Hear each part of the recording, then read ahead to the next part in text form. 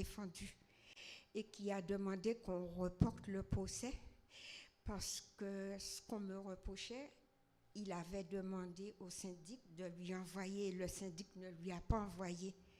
Alors il a demandé le report du procès. Et j'avais fait un courrier, c'était la sœur Élodie qui m'avait aidé à faire le courrier. J'avais fait une promesse et je n'avais pas tenu à ma promesse en disant que j'allais payer toute l'année 2023. Et chose que je n'ai pas pu faire. Et ils m'ont un peu...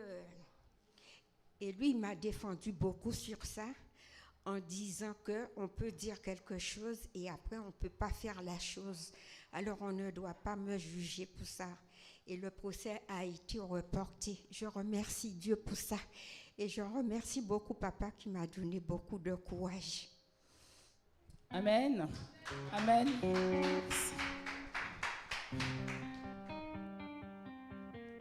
Est-ce que quelqu'un a...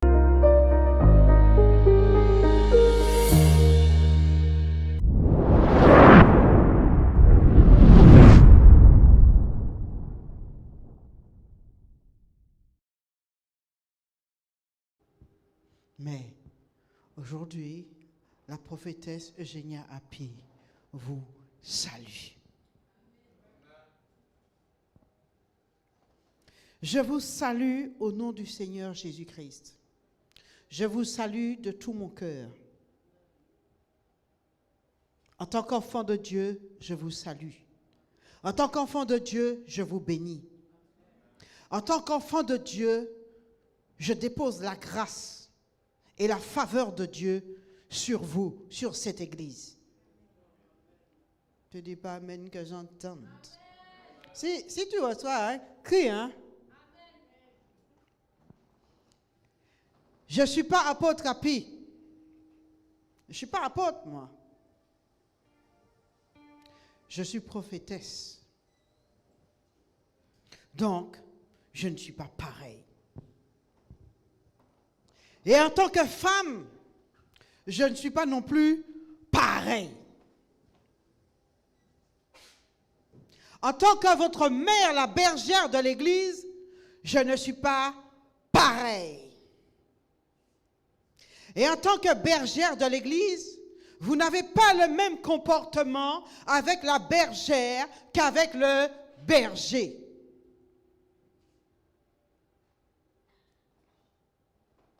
Le berger est là et il s'occupe des brebis.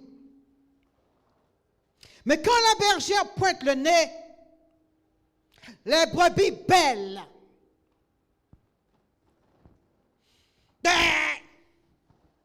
Là, le berger sait que la bergère, elle est là. Elle est en train de venir. Elle est en train d'approcher. Et que les détails que le berger n'a pas vus ou bâtis dans la vie des brebis, la bergère va impacter cela aux brebis. La bergère ressemble un petit peu à ces fameux chiens de berger qui signalent la petite plaie là que le berger n'avait pas vue. Et des fois, les brebis, elles n'aiment pas ça. Elle vient faire quoi? C'est un peu ça.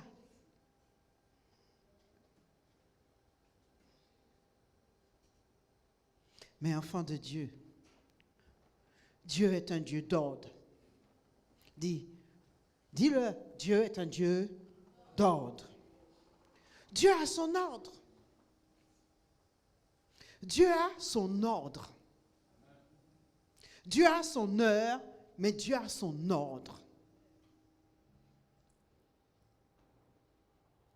Il est vrai que quand la bergère que je suis arrive, il y a toujours peut-être une petite crotte d'oreille que je vais enlever. Peut-être que ça a durci là-bas et je vais venir avec ce qu'il ne faut pas, une pince, la tirer ça, enlever ça. Mais c'est mon ministère et c'est pour vous faire du bien. Ça ne veut pas dire qu'il y a un manque d'amour. Ça veut dire que d'autres dons que Dieu a mis sur moi se manifestent pour votre bonheur. Et parfois, ça fait mal. On n'aime pas ça. Mais parce que Dieu m'a donné beaucoup de compassion, cette petite crotte d'oreille, je viens vous la tirer tranquillement afin que vous ayez la vie et la vie en abondance et que vous puissiez entendre la voix du Seigneur et la voix du berger pour marcher et avancer de gloire en gloire, de victoire en victoire, de progrès en progrès avec le Seigneur. Tout le monde n'a pas dit Amen. Dis Amen, Juanita.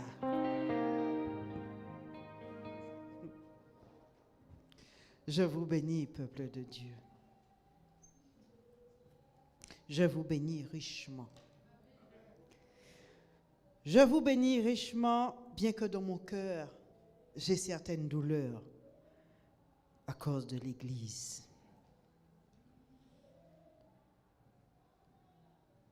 À cause du corps de Christ. Des dégâts que je vois dans le corps de Christ. Mais je bénis Dieu parce que notre Seigneur prendra, du volume de mon micro, je ne m'entends pas très bien. Le Seigneur prendra une église sans tache ni ride et sans défaut. Donc l'église n'est pas prête. Mais l'église se prépare. L'église se prépare au retour du Seigneur. L'église est en pleine préparation pour le retour du Seigneur Jésus.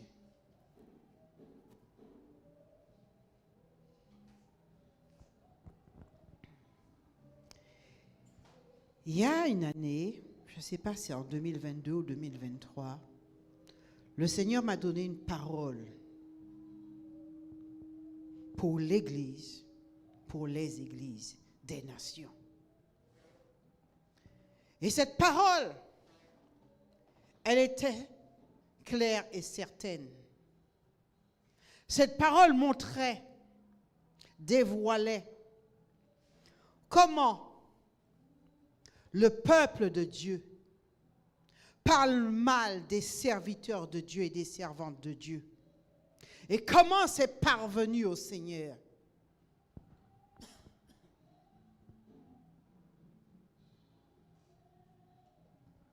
Comment le peuple de Dieu,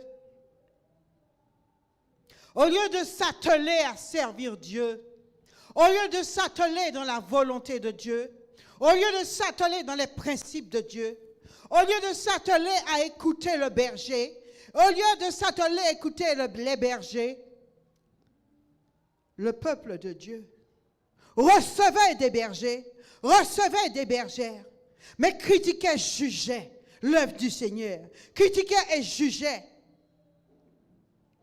les serviteurs et les servantes de Dieu.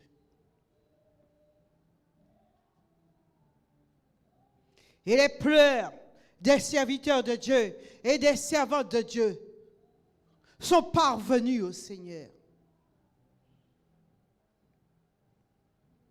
Qu'en est-il aujourd'hui?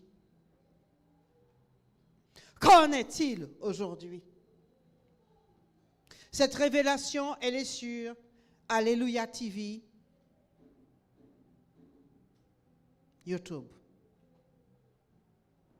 Vous la trouvez là. Qu'en est-il aujourd'hui? Le peuple de Dieu et des nations a-t-il pris conscience du mal et des douleurs qu'ils font aux serviteurs et aux servantes de Dieu?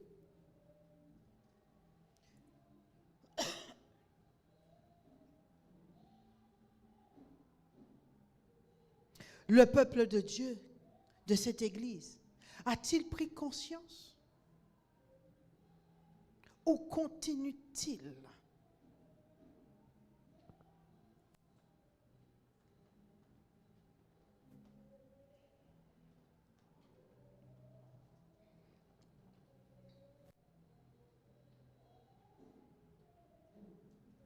peuple de Dieu, je veux te dire que tu as la bonne place.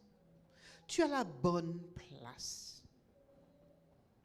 La place de celui que le garçon de café, la fille du café avec son tablier,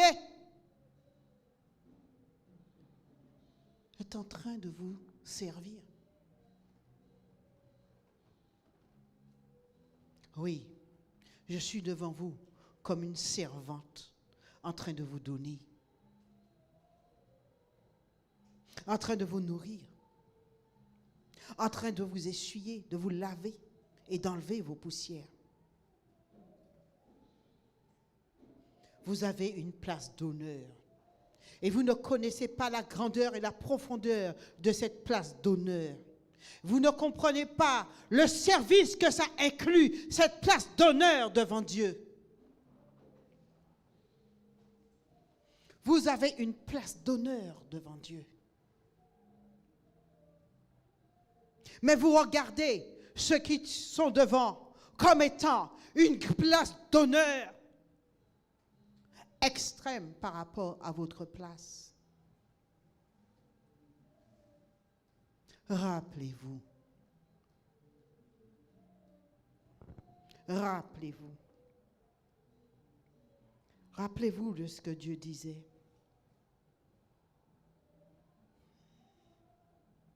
Cherche-moi le verset, je crois que c'est un Chronique. Ne touchez pas à mes roins.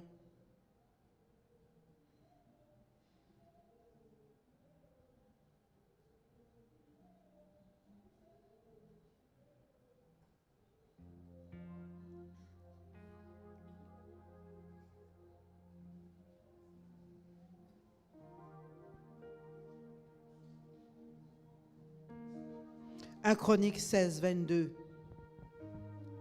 Ne touchez pas à mes roins et ne faites pas de mal à mes serviteurs les prophètes.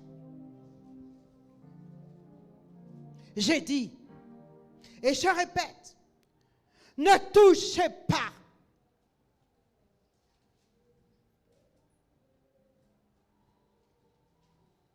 Vous êtes bien à l'aise avec la parole de Dieu. Jésus est sur son trône, vous aussi.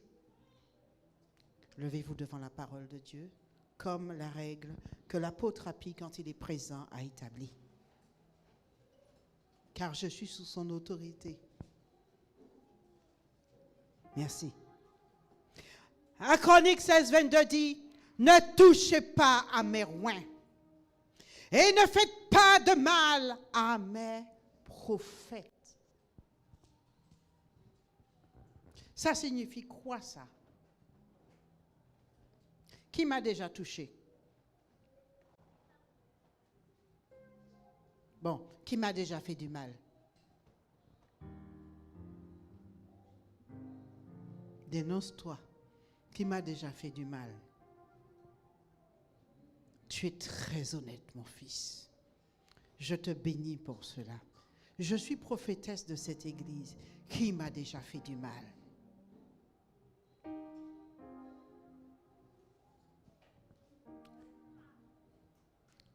Que Dieu te bénisse ardemment et que la révélation de la parole te touche puissamment. Encore et encore. Encore et encore, je proclame des ténèbres à la lumière dans ta vie d'une façon extrême, mon fils, d'une façon extrême, car de ma main sort le feu de Dieu qui consume tes ennemis et les ténèbres dans ta vie. Asseyez-vous.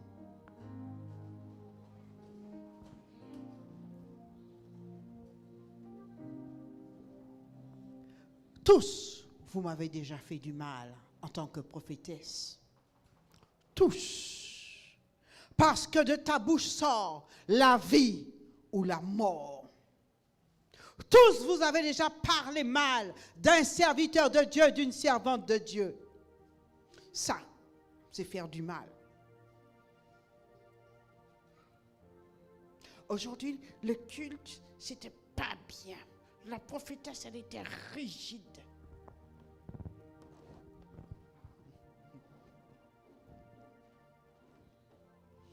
Hein? Hein, ma fille?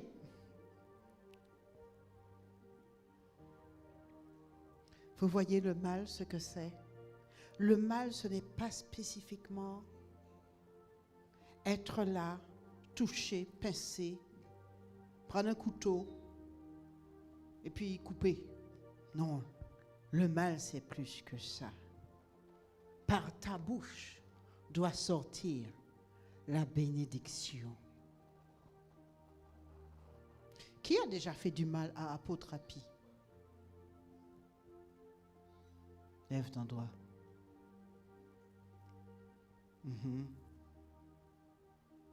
Lève ton doigt.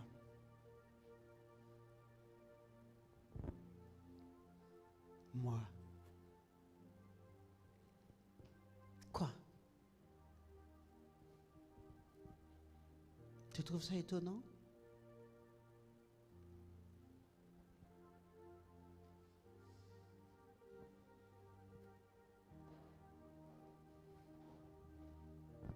Ma bouche a déjà parlé mal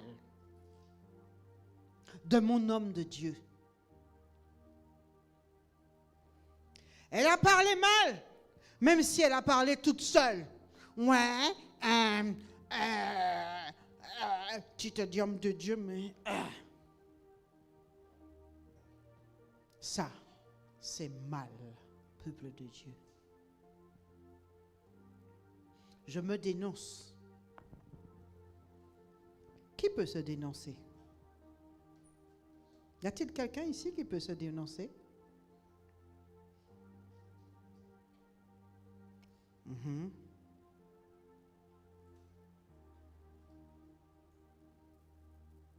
Tu veux que je t'attrape ce matin? Dénonce-toi. Dénonce-toi, frère Oscar. Alors là, ma fille là, c'est gros paquet.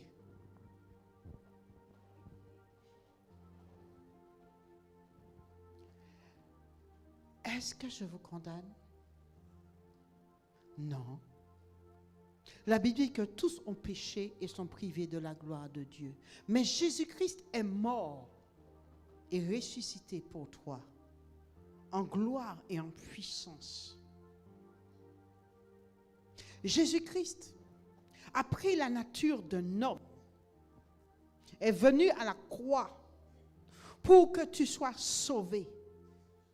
Et que pour envoyer le Saint-Esprit, pour que ta nature pécheresse ne puisse plus dominer sur toi.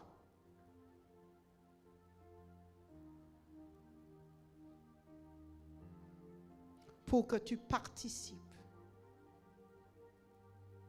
à la restauration de ton âme.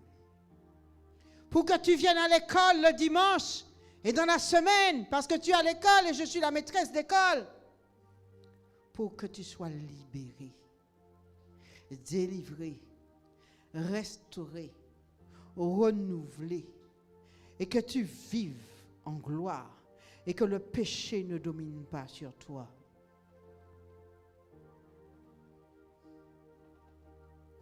Et de temps en temps, la maîtresse d'école que je suis prend la règle jaune et te dit, mets ton doigt là, on va frapper. Jaune. Non, on va frapper. C'était comme ça de mon temps, de mon enfance, que à l'école, les maîtresses faisaient. Pam!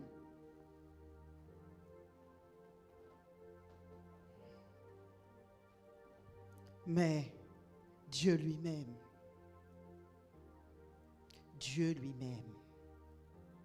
dans le livre d'Hébreux, dit, par l'intermédiaire de ses serviteurs,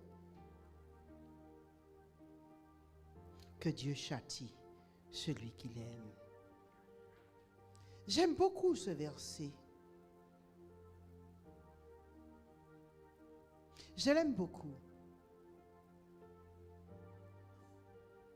Parce que Dieu est amour. Il chérit, il dorlote. Mais il secoue aussi, hein. Quand tu baignes dans le péché, il vient te secouer. Il vient te tirer. Il t'avertit. Il dit non. Le Saint-Esprit dit non. La parole dit non. Il envoie ses serviteurs te dire non. Tu marches dans la rue, il te dit non. Tu dis, je vais aller dans ce côté. Il te dit non. Non. Et puis après, il te découvre. Et des fois, il te découvre publiquement. Et tu as honte.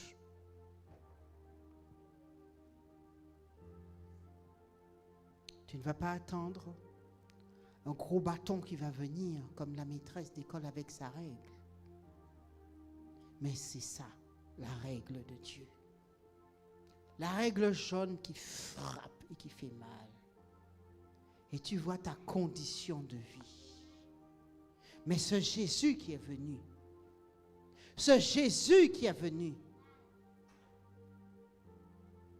il peut te racheter pleinement. Tu chantes tout le temps. Tu peux tout recommencer. Tu peux tout recommencer. Balayer ta vie passée. Et repartir à zéro. Et repartir à zéro. Alors j'entends une vieille maman qui dit, comment à mon âge je peux repartir à zéro? Oui, mon frère, ma soeur, quel que soit le péché dans lequel tu es, quelle que soit la situation que tu vis, tu peux repartir à zéro, quel que soit ton âge, en tenant Jésus comme Seigneur, en tenant Jésus, oui, et en te laissant guider par ses serviteurs, par la parole de Dieu, par le Saint-Esprit. Si Dieu m'a sauvé, il peut te sauver.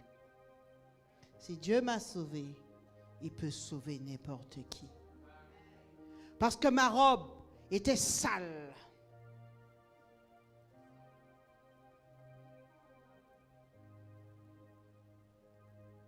Mais Jésus m'a racheté. Ma robe était souillée. Mais Jésus a enlevé cette robe de souillure, cette robe de souffrance, cette robe de douleur. Et Jésus m'a racheté.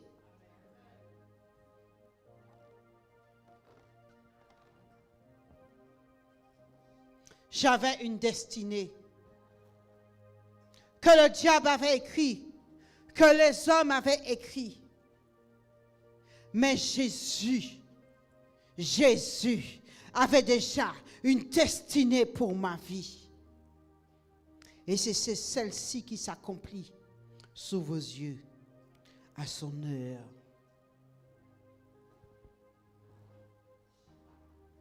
Vous voyez des hommes de Dieu, des femmes de Dieu, dans la fleur de l'âge, en train de servir Dieu. Et vous voyez d'autres, comme mon fils, avec la barbe, comme apôtre Api, avec la barbe blanche, avec les cheveux blancs. Et moi, avec les rides. Et vous dites, pourquoi c'est maintenant qu'on la consacre? Pourquoi c'est maintenant qu'elle commence vraiment à servir Dieu profondément, publiquement? Mon frère, ma soeur, Dieu n'envoie pas un Moïse tueur, un Moïse caractériel. Dieu n'envoie pas un Moïse, oui, avec tout le bagage intellectuel mystique de l'Égypte. Dieu le prend, Dieu le pousse dans le désert et Dieu le prépare avant de le passer encore dans le désert, brûler le reste. 2 fois dans le désert.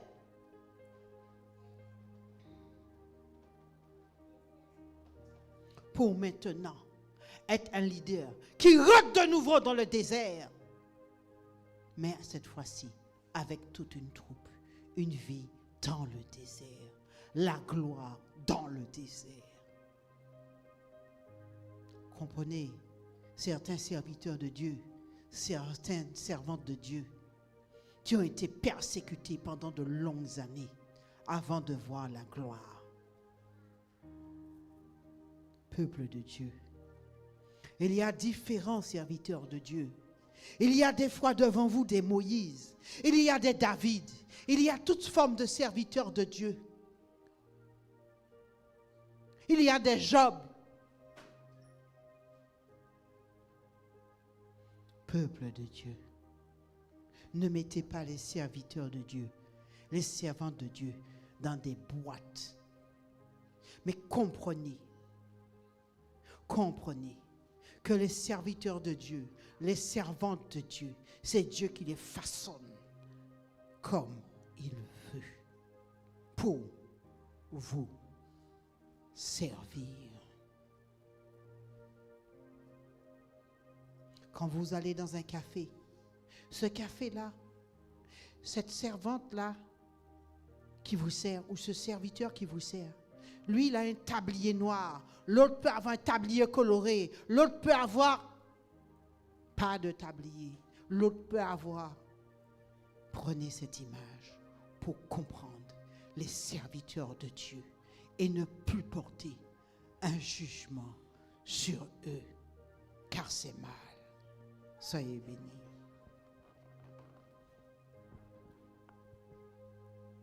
Soyez bénis.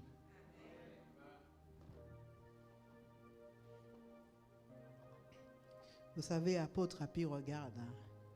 Il va regarder. Avant la fin de la journée, là, il aura déjà tout vu. Donc dites Amen, parce que votre apôtre, il vérifie tout. N'échappe pas à ton destin, Église. N'échappe pas à ton destin. Tu as un destin merveilleux. Il y a un mois de cela, j'avais préparé ce message. C'était mon tour de prêcher. Et puis, j'ai vu l'apôtre se lever de là et venir porter ce message.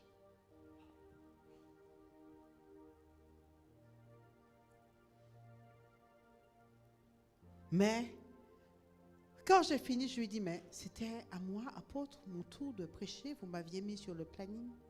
Il ne savait pas. Et j'avais le même message que apôtre Happy. Le même. Dieu est avec cette église. Bien entendu,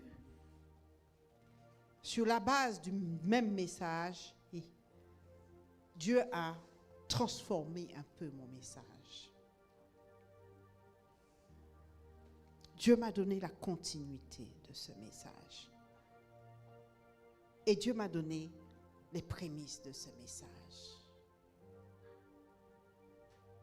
Et ce message ce matin vous fera du bien.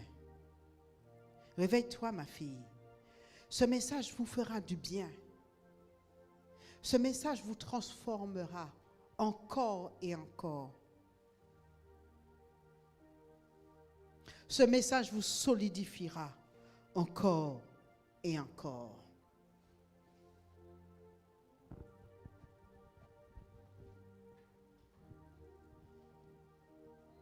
N'échappe pas à ton destin.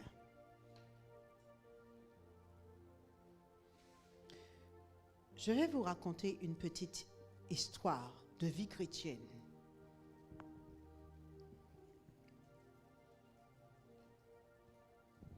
Il y a un psaume dans la Bible que le Saint-Esprit me fait souvent lire. C'est le psaume 35.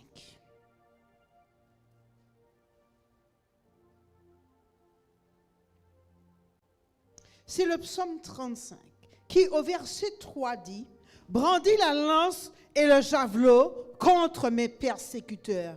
Dis à mon âme, je suis ton salut. Qu'ils soient honteux et confus ceux qui en veulent à ma vie. Qu'ils reculent et rougissent ceux qui méditent ma perte. Qu'ils soient comme la balle emportée par le vent, et que l'ange de l'Éternel les chasse. Pour bien les poursuivre dans certaines versions. Car sans cause, ils m'ont tendu leur filet sur une fosse. Sans cause, ils l'ont creusé pour m'ôter la vie. Que la ruine les atteigne à l'improviste. Qu'ils soient pris dans le filet qu'ils ont tendu et qu'ils y périssent. Et mon âme aura de la joie, de l'allégresse en ton salut.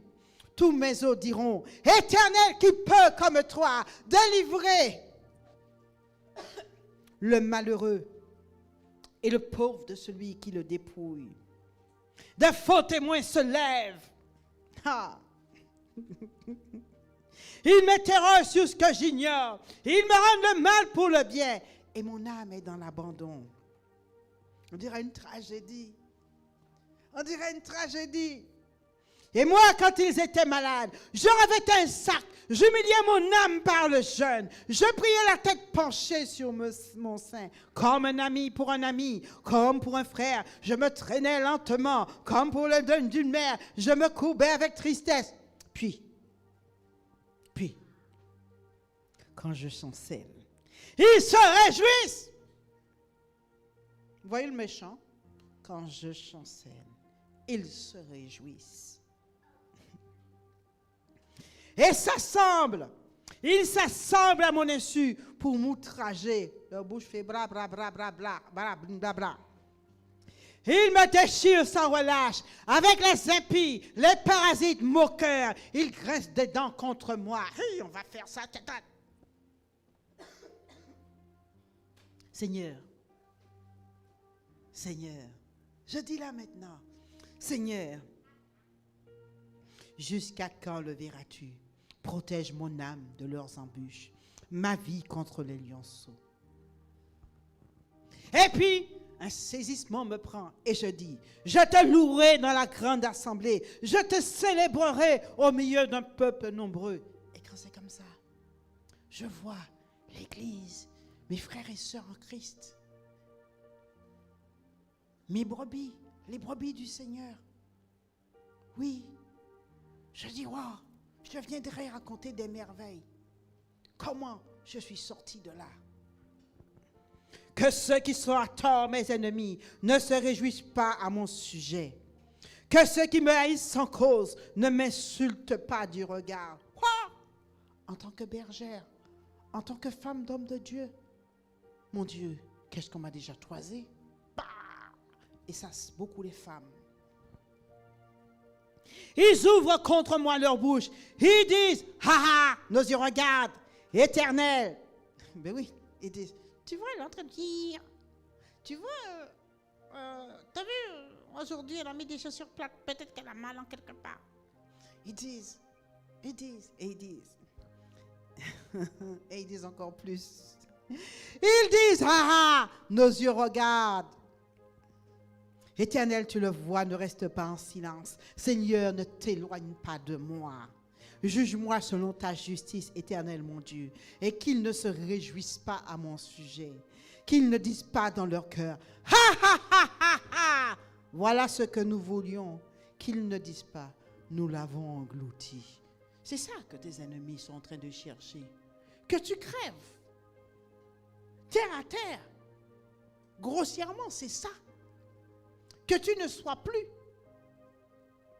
que tu périsses, que tu n'évolues pas, que ta famille soit détruite, que ta maison soit détruite, que tes enfants soient détruits. Voilà ce que veulent tes ennemis.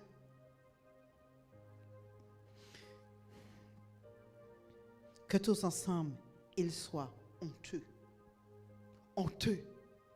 et confus. Oui, que tes ennemis, peuple de Dieu, que tes ennemis, Église, sois honteux et confus.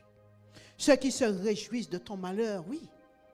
Qu'ils revêtent l'ignominie, Église, et l'opprobre, ceux qui s'élèvent contre toi.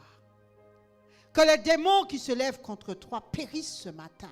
Que les hommes, les femmes, et les enfants qui se lèvent contre toi. Oh, maintenant qu'ils tombent, les sorciers qui se lèvent contre toi, qu'ils périssent. Les destructeurs de famille qui se lèvent contre vous, oui, qu'ils disparaissent. Qu'ils disparaissent. Qu'ils disparaissent. Et ce qu'ils avaient programmé contre vous, retourne sur eux. Retourne sur eux. Dis amen, Église. Retourne sur eux. La destruction programmée contre vous, retourne sur eux.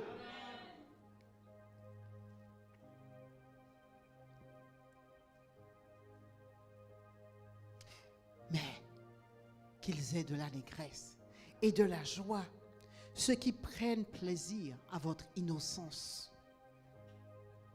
Et que sans cesse, ô peuple de Dieu, ils disent, exalté soit l'Éternel qui veut la paix de son serviteur, de sa servante. Oui, ça te concerne. Ça te concerne. Va t'asseoir et fais silence. Et ma langue célébrera ta justice. Elle dira tous les jours ta louange. Asseyez-vous.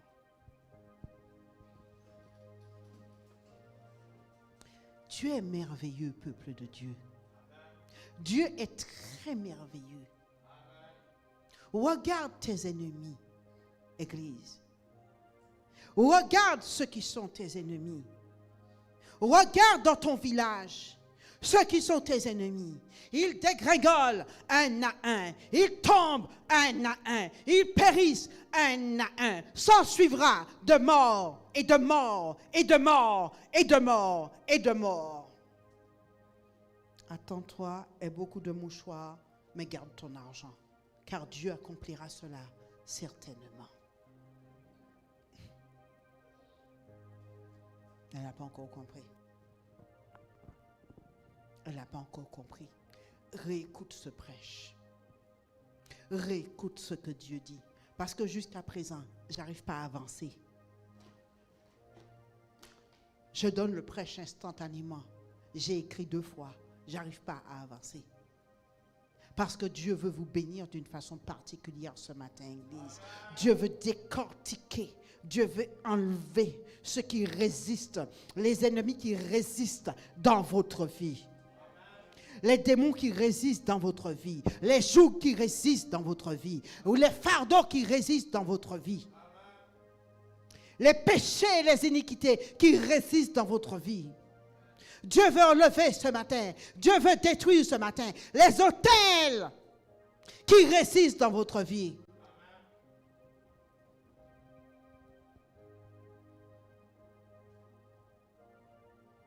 La même chose se produit et se reproduit et se reproduit. Et tu gémis en toi et tu dis, mais jusqu'à quand? Oh Seigneur, jusqu'à quand? Tu es comme l'apôtre Paul qui dit que ce que tu ne veux pas, c'est ce que tu fais.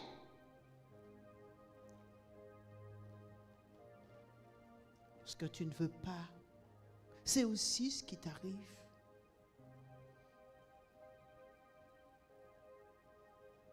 Pourquoi? Parce que dans ta vie, il y a des résistances. Tu as des résistances héréditaires dans ta vie. Tu as des résistances héréditaires dans ta vie. Tu as des fardeaux héréditaires dans ta vie. Tu as des jougs héréditaires dans ta vie. Dieu veut ce matin que tu prennes conscience, Église, de ton état. Que tu prennes conscience de ton état spirituel.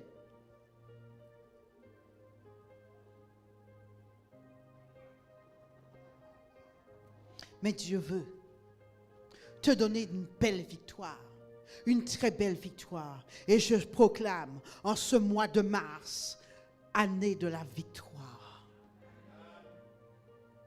Je la proclame sur toi, Église. Année de la victoire. Les victoires que tu as vues déjà en ce début d'année, tu en verras certainement une quantité innombrable de victoires. Je déclare sur toi année de victoire, année de progrès, année d'élévation. Ton deuil sera changé en allégresse. Ton deuil ne signifie pas que tu auras des parents de la famille spécifiquement décédés. Mais ta souffrance, peuple de Dieu, se changera en victoire, se changera en allégresse. Dieu transformera tes pleurs en joie. Non, ils n'ont pas compris. Ils n'ont pas compris. Dieu transformera tes pleurs en joie. Non. Tu vois, ça c'est un petit iota, même pas 5%. 2% pour certains. Dieu transformera tes pleurs en joie.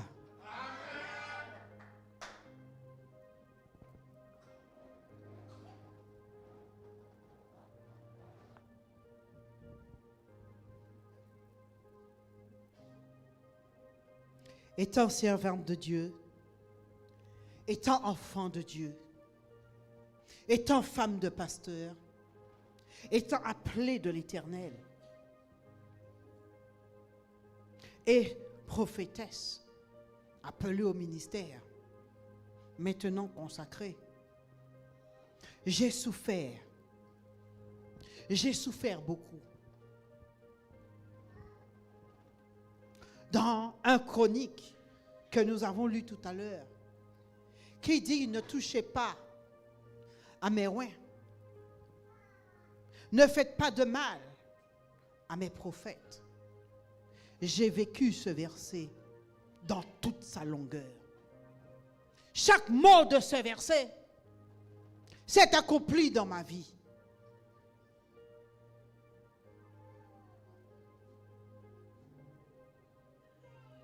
Chaque mot. Mes frères et sœurs, la victoire du psaume 35 est très belle. La victoire du psaume 35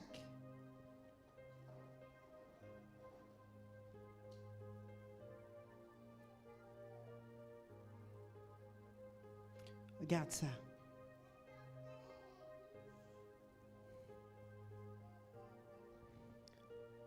Au verset 27, qu'ils aient de l'allégresse et de la joie, ceux qui prennent plaisir à mon innocence.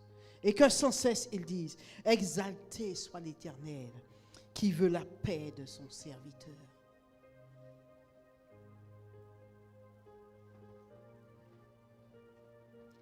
Si tu es persécuté, si tu souffres, cette parole est pour toi ce matin. Cette victoire est pour toi ce matin. Si tes nuits sont tourmentées par tes ennemis, cette victoire est pour toi, cette parole est pour toi. Si tu as des résistances à ton travail, si tu as des résistances dans ta vie, cette parole est pour toi ce matin. Quel qu'elle soit le domaine où tu souffres, où tu as une difficulté, cette parole est pour toi, peuple de Dieu. Car assurément, la joie, l'allégresse, elle arrive.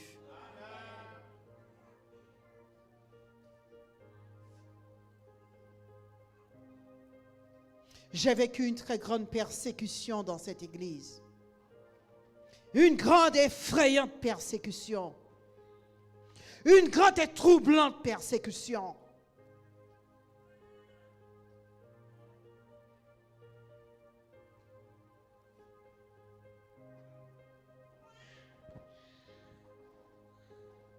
Et cela, ça fait partie de la vie des prophètes.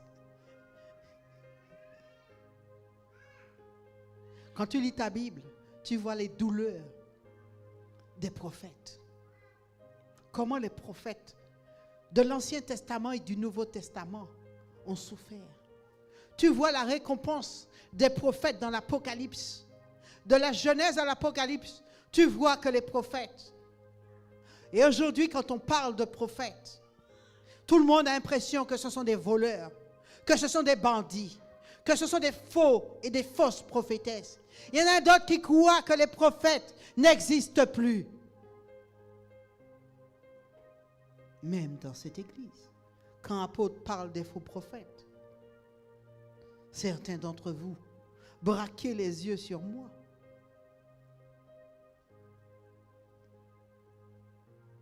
Peuple de Dieu, soyez équilibrés.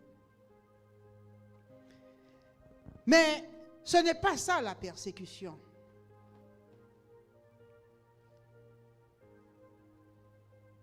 Peuple de Dieu, une grande persécution. Une très très grande persécution. Mais je vis dans une très grande victoire.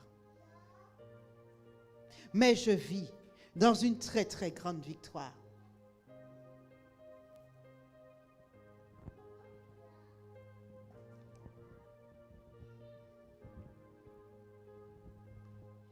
Vous voyez, je reste toujours sur le psaume 35.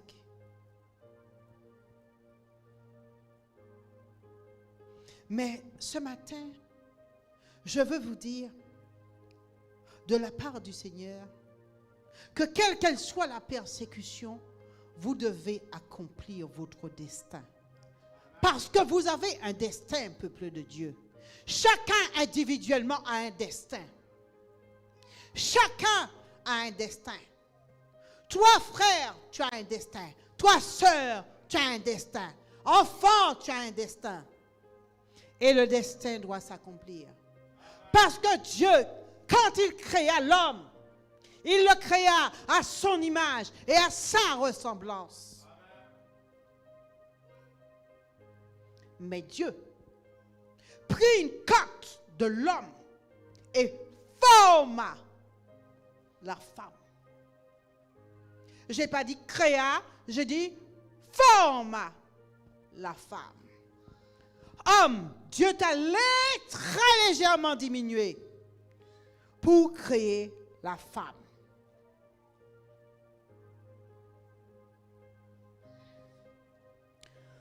Et la femme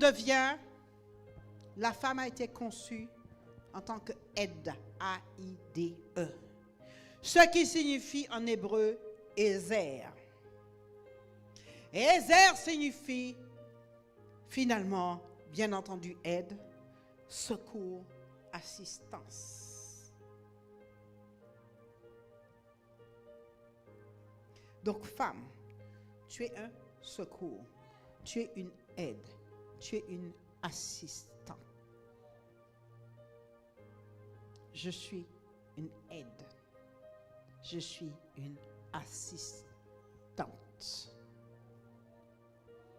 pour ça que vous voyez que des fois, je suis un petit peu partout, je mets mon nez un petit peu partout, à droite, à gauche dans l'église, assistante. Là où l'apôtre ne peut pas mettre son nez un petit peu, c'est mon nez. Vous savez, le nez de la prophétesse, celle qui, elle est partout dans cette église. C'est parce que je suis une assistante. Je suis une aide. Je remplis mon rôle auprès de l'apôtre et puis mon mari. Est-ce que vous comprenez ça? Est-ce que tu comprends mieux ça, ma soeur? Tu as un rôle en tant que femme auprès de ton mari. Et ce rôle ne se situe pas uniquement à la maison. Femme, je vous parle ce matin. Accomplis-toi. Laisse que Dieu t'accomplisse dans cette église. Tu as un rôle grand dans cette église, car tu as une valeur grande aux yeux de Dieu.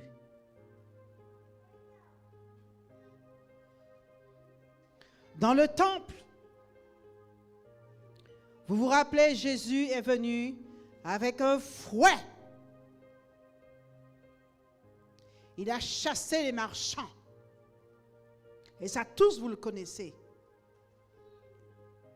Il a chassé les marchands dans l'enceinte extérieur où se trouvait du temple, autour du temple, et vers les barrières, si vous préférez. Il a chassé les marchands là. Mais il a chassé les marchands à un endroit crucial, dans le parvis des femmes, dans le temple. Rappelez-vous, il y avait aussi le parvis, il y a l'enceinte extérieure, le parvis, voilà. Et il y a le parvis des femmes. À l'intérieur du temple, c'est le parvis des femmes. Le parvis, le lieu saint et le lieu très saint. Le lieu très saint, c'est là où le voile a été déchiré. Dans le parvis des femmes. Quand il est rentré là, il a chassé les marchands qui s'étaient installés. Et il a dit quoi?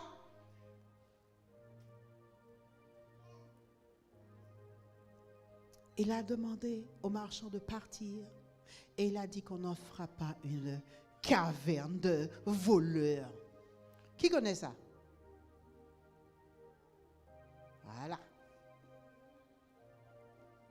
Jésus a chassé les vendeurs, hommes, masculins,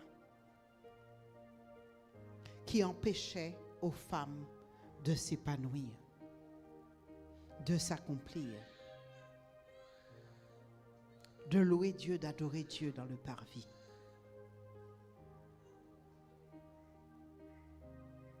C'est une parenthèse qui a son importance. Quand Jésus a fait cela, les femmes ont pu s'épanouir.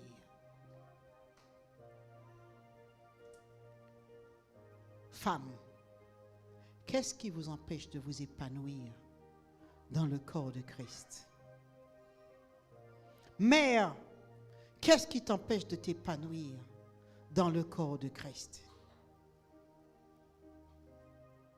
Qu'est-ce qui t'empêche d'accomplir ton destin dans le corps de Christ? Car forcément, tu as un destin.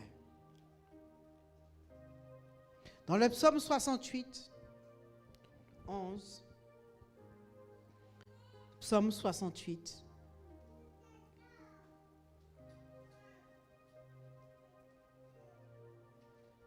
11, le Seigneur dit une parole, pour certains c'est 12. Le Seigneur dit une parole, et les messagères de bonnes nouvelles sont une grande armée. Le Seigneur dit une parole. Et cette parole vous est annoncée ce matin. Et les messagères de bonnes nouvelles sont une grande armée. Et la parole que je vous enseigne ce matin, elle vient de la part du Seigneur et non de ma part. Que tu le crois ou que tu ne le crois pas. Le Seigneur dit une parole et les messagères de bonnes nouvelles sont une grande armée. Femmes, asseyez-vous s'il vous plaît. Tu es une messagère de Dieu. Mais, qui t'empêche d'accomplir ton destin? Tu as un grand pouvoir d'aide qui t'a été donné, communiqué par Dieu.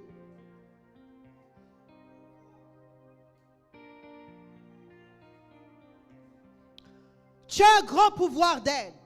Serait-ce des jougs mis par l'homme sur toi? L'homme masculin?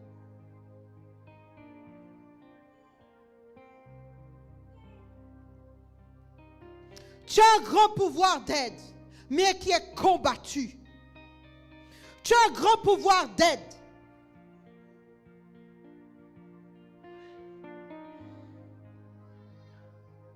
Mais il est si combattu qu'il détruit ton destin.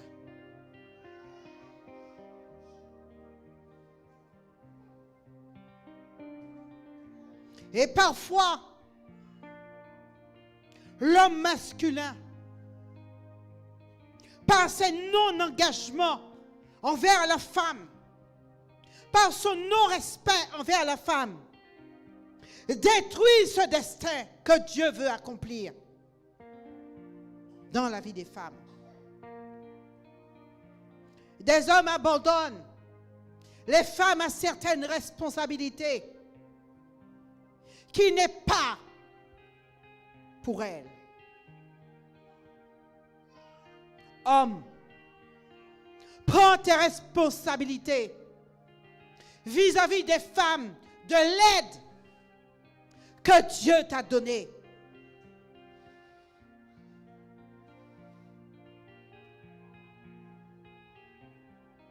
Dans nos générations actuelles, nous voyons aussi les femmes formatées par des lois pour dominer sur le chef qui est l'homme.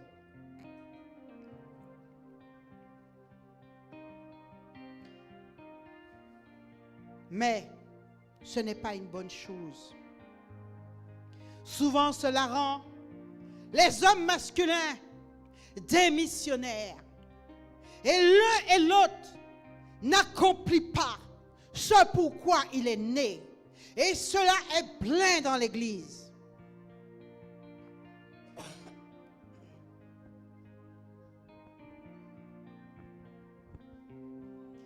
Et il en résulte que les femmes les plus humbles auprès des hommes sont soupçonnées de vouloir dominer.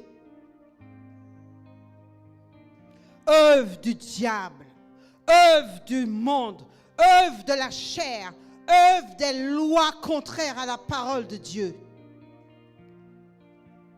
Église, Dieu appelle les femmes non seulement à être soumises à leur mari, mais à être soumises à leur homme de Dieu.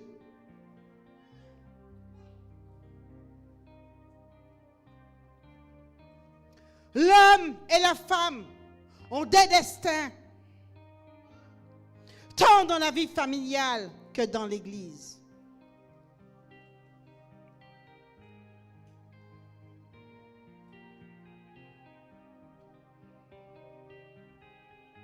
Dieu nous a assigné des buts. Le Seigneur Jésus nous a assigné des buts. C'est notre destin. Ce n'est pas un destin imaginaire, mais c'est un destin basé sur la parole de Dieu, basé sur ce que Dieu nous demande. Acte 1, 10, 14.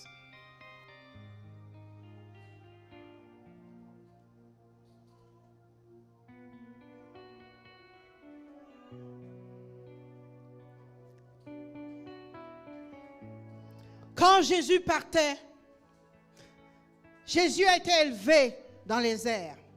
Et voici ce qui en est suivi. Et comme ils avaient le regard fixé vers le ciel, pendant qu'ils s'en allaient, voici deux hommes vêtus de blanc leur apparurent. Et dirent, hommes galiléens, pourquoi arrêtez-vous à regarder le ciel? Ce Jésus qui a été enlevé au ciel du milieu de vous, viendra de la même manière que vous l'avez vu allant au ciel. Alors ils retournèrent à Jérusalem, de la montagne appelée les Oliviers qui est près de Jérusalem, à la distance d'un chemin de sabbat. Quand ils furent arrivés, ils montèrent dans la chambre haute où ils se tenaient d'ordinaire. C'était Pierre, homme, Jean, homme, Jacques, homme, André, homme, Philippe, Thomas, Barthélemy, Matthieu, homme, Jacques, fils d'Alphée, homme, Simon le Zélote et Jude, fils de Jacques, homme. Tous d'un commun accord, ils persévéraient avec les femmes. Marie, mère de Jésus, et Marie, mère de Jésus. Les femmes et Marie. Les femmes et Marie. Et vous savez, comme vous lisez votre Bible, Combien vous avez vu que les femmes étaient dans le ministère du Seigneur Jésus? Combien de femmes y étaient? Et avec les frères de Jésus. Oui, les frères de Jésus. Parce que Marie a fait d'autres enfants après la naissance du Seigneur Jésus. Les frères de Jésus. Asseyez-vous.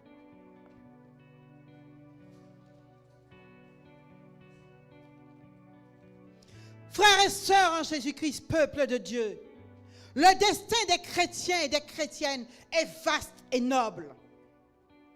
Il est plein de noblesse et d'activité.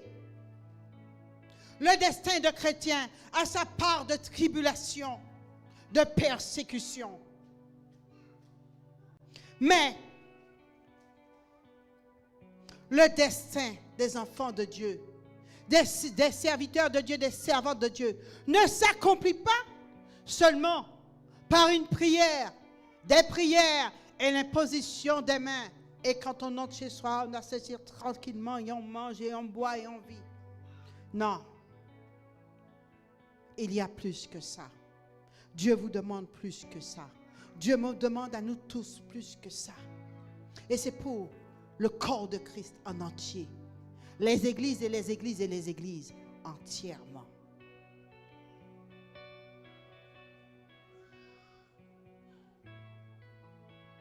L'action dans le corps de Christ inclut une récompense. Mais ta récompense ne sera pas ma récompense. Je porte l'évangile du haut de cette chair sous l'autorité de l'apôtre Apie.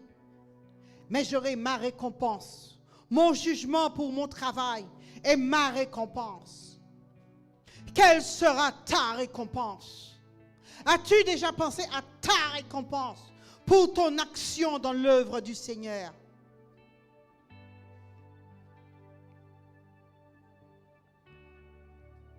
Je vais vous encourager ce matin par la lettre de 1 Thessaloniciens 5 en entier. Notez cela, 1 Thessaloniciens 5 en entier. Et durant la semaine, méditez sur ça. Méditez sur 1 Thessaloniciens 5 en entier. Mais nous allons lire Philippiens 2, 4, 16. Philippiens 2,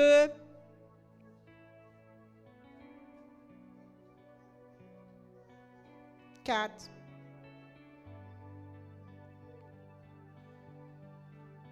16.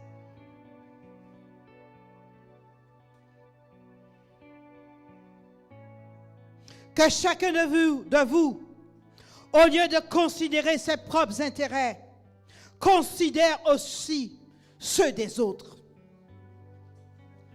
Ayant-vous le sentiment qui était en Jésus, en Jésus-Christ, lequel, existant en forme de Dieu, n'a point regardé comme une proie à arracher d'être égal avec Dieu. Mais il se dépouillait lui-même en prenant une forme de serviteur, comme un serviteur de café, en devenant semblable aux hommes et ayant paru comme un simple homme. Vous savez, peut-être que si on était dans la génération du Seigneur Jésus, qu'est-ce qu'on allait dire? Ce gars-là, vous savez le gars là-bas, vous savez le gars là qui dit qu'il fait des miracles là, on dit il fait des miracles, crac, crac, crac. Eh oui, imagine un peu. Et on allait chercher nos intérêts. Hé Jésus, tu sais,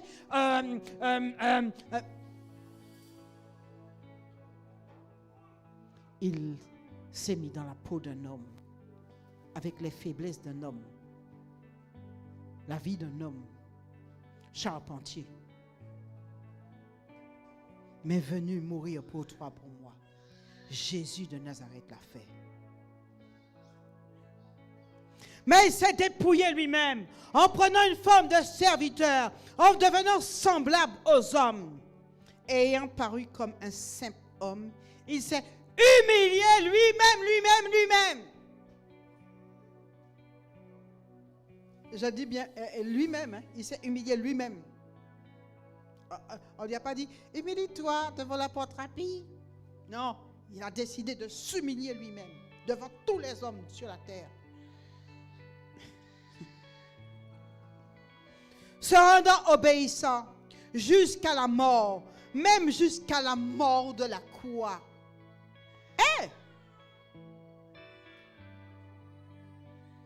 Maintenant, dis maintenant. C'est pourquoi aussi Dieu l'a souverainement élevé et lui a donné le nom qui est au-dessus de tout nom. Tu t'humilies, Dieu t'élève. Tu t'humilies, Dieu t'élève. Tu t'humilies, Dieu t'élève. Tu t'humilies, Dieu t'élève. Tu t'humilies par l'obéissance, Dieu t'élève. Tu obéis, Dieu t'élève. Tu obéis, Dieu t'élève. Tu ne rumines pas contre le pasteur, Dieu t'élève. Tu ne rumines pas contre la prophétesse, Dieu t'élève. Tu sers, Dieu t'élève. Tu sers dans l'obéissance, Dieu t'élève. Il n'y a pas un applaudissement. Hein? Applaudis pour toi-même. Non, applaudis pour toi-même, pour toi-même. Pas pour moi, pour toi-même.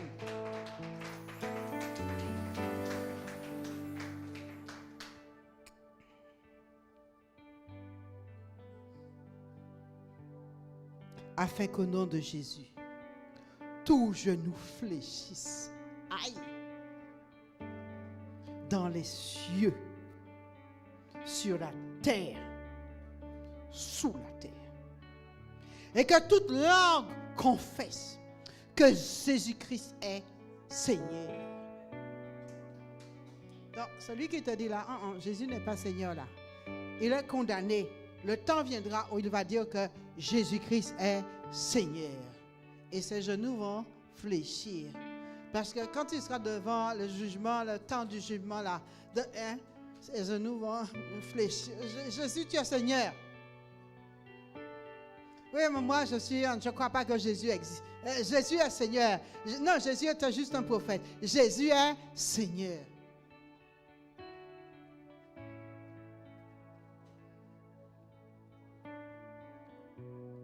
À la gloire de Dieu le Père.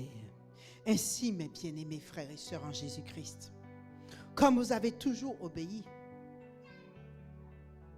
ou comme vous souhaitez obéir, travaillez à votre salut avec crainte et tremblement, non seulement comme en ma présence, en la présence de l'apôtre Api, mais bien plus encore maintenant que je suis absent, c'est-à-dire que dans la semaine, travaille. Car c'est Dieu qui produit en vous le vouloir et le faire selon son bon plaisir. Faites toutes choses sans murmure,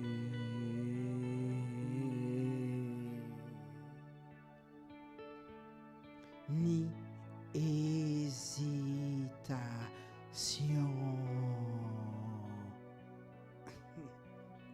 afin que vous soyez irréprochables et purs, des enfants de Dieu irrépréhensibles au milieu d'une génération perverse et corrompue, parmi lesquels vous brillez comme des flambeaux dans le monde, portant la parole de Dieu, la parole de vie.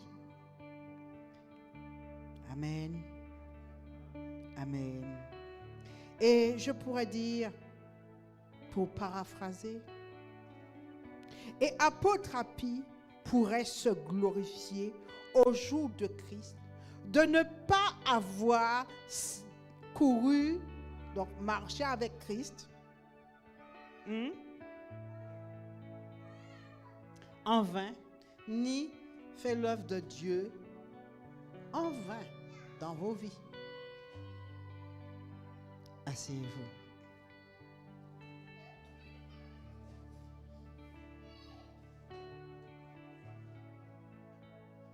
Oui, peuple de Dieu, Jésus a accompli son destin sur la terre. Et c'est pour cela que toi et moi, nous sommes là. Jésus l'a fait. Il a accompli son destin. Son destin allait mourir à la croix. Souffrir tout ça pour toi et pour moi. Il a accompli son destin. Est-ce que tu accomplis ton destin? Ou est-ce qu'après ce prêche, tu vas rentrer, tu vas manger, tu vas dormir, tu vas t'assumer, travailler, et tu ne vas pas accomplir ton destin. Et tu vas trouver des prétextes pour ne pas l'accomplir. Beaucoup de femmes n'accomplissent pas leur destin pour 1000 prétextes aussi. Les enfants, je suis fatiguée. Toi, mon mari, fais, va.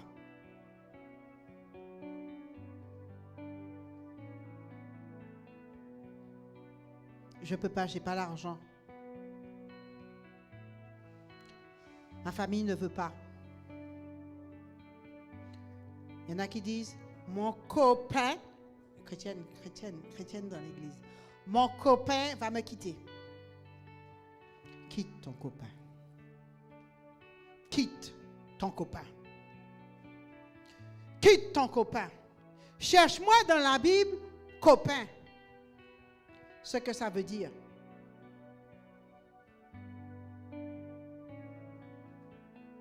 J'ai honte. Je ne peux pas. C'est trop difficile. Je ne sais pas. Donc je commence par quoi? Je ne sais même pas ce qu'il faut faire. Le pasteur a dit, mais je ne sais pas, je suis mal à l'aise. Peuple de Dieu, j'ai donné ma vie au Seigneur à l'âge de 26 ans. À 26 ans, j'avais un copain. Et le copain m'a dit, ma mère est dans ses machins. Ma soeur est dans ses machins. Et toi, tu vas aller dans ses machins. C'est comme ça qu'il appelait l'église, machin.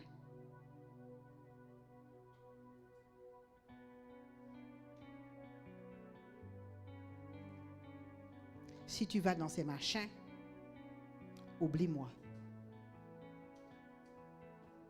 J'ai eu un coup de poignard. Ça faisait 15 jours de vie chrétienne que j'avais. J'ai eu un coup de poignard dans ma poitrine. 15 jours de vie chrétienne, ça veut dire que tu as fait 2 dimanches à l'église et une veillée de prière. Et dans la semaine, comme le pasteur passait, il a prié quelques fois pour moi. Oui. J'avais entendu parler du Saint-Esprit.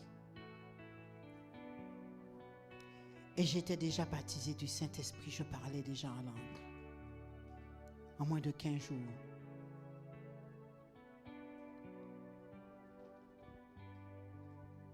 Réveille-toi. Réveille-toi. Oui, peuple de Dieu. Copain.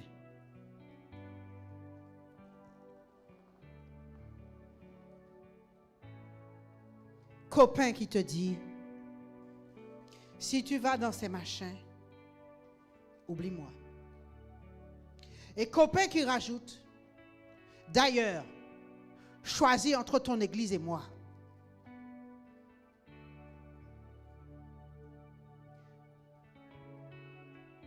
J'étais triste. Et il y avait bagarre dedans. Il y avait bagarre là-haut, bagarre là-dedans. Je suis partie chez sa sœur. Je suis arrivée chez sa sœur. Sa sœur, elle pleurait chagrin d'amour. 2 pleureuses en une nuit.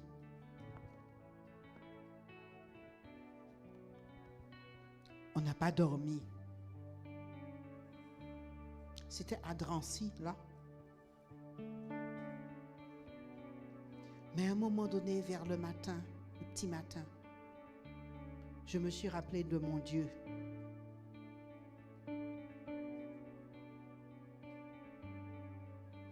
Vers les 5-6 heures du matin, je me suis rappelé de mon Dieu.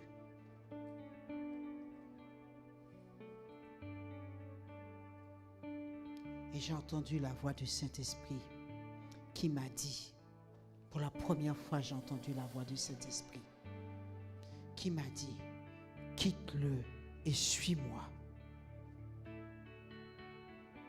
Quitte-le et suis-moi.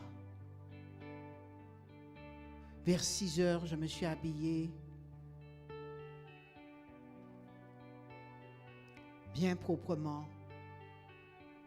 Je me suis levée et à 7 heures tapantes, je suis partie. Je l'ai regardé, je lui ai dit au revoir. Elle m'a dit où tu vas? Il est trop tôt pour que tu partes. J'ai dit je pars.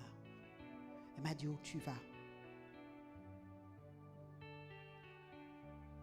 Je lui ai dit je m'en vais. Mais je savais que c'était la dernière fois que je la voyais. J'ai fait un choix. J'ai obéi. J'ai obéi. Jésus a obéi pour être élevé. J'ai obéi. Ça m'a amené mon mari chéri.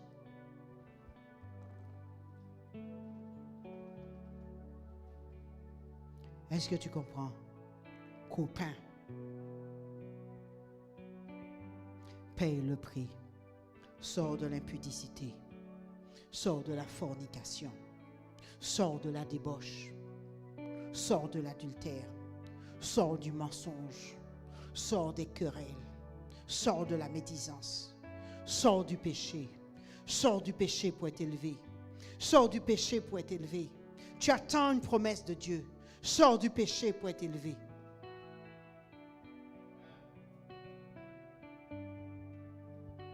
Que Dieu vous bénisse, frère.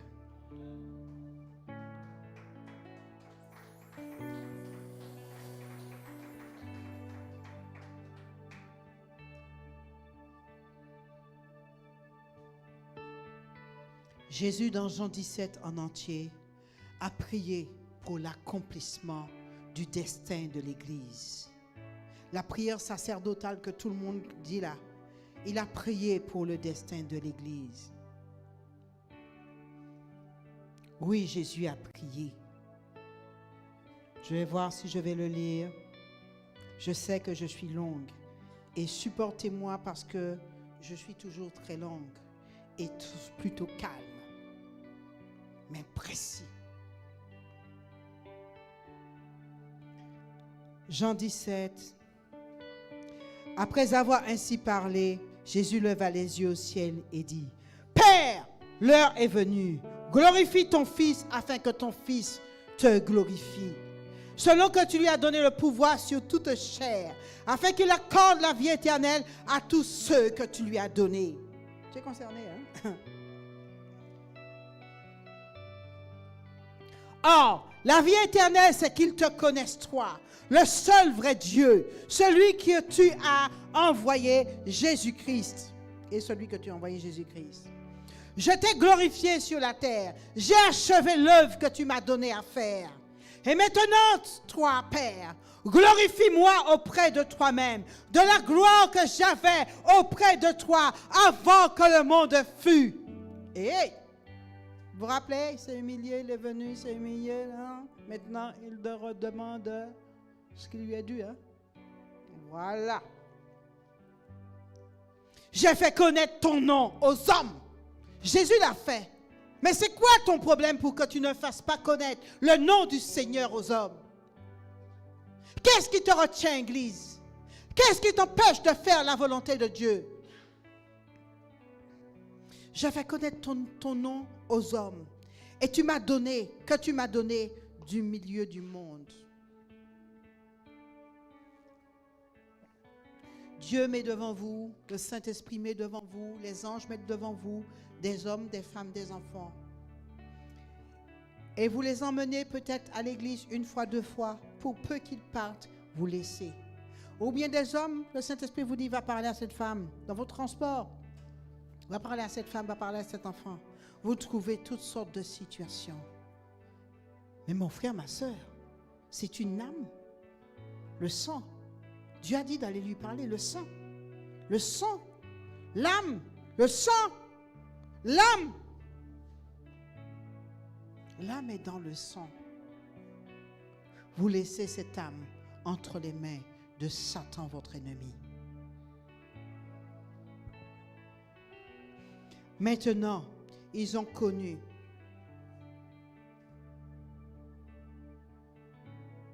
Maintenant, ils ont connu que tout ce que tu m'as donné vient de toi. Car je leur ai donné les paroles que tu m'as données. C'est le Père qui donne les paroles au Seigneur. Et ils les ont reçues. Et ils ont vraiment connu que je suis sorti de toi. Et ils ont cru que tu m'as envoyé. Est-ce que même tu crois que le Seigneur m'a envoyé ce matin pour te dire ces paroles? Certains d'entre vous, non.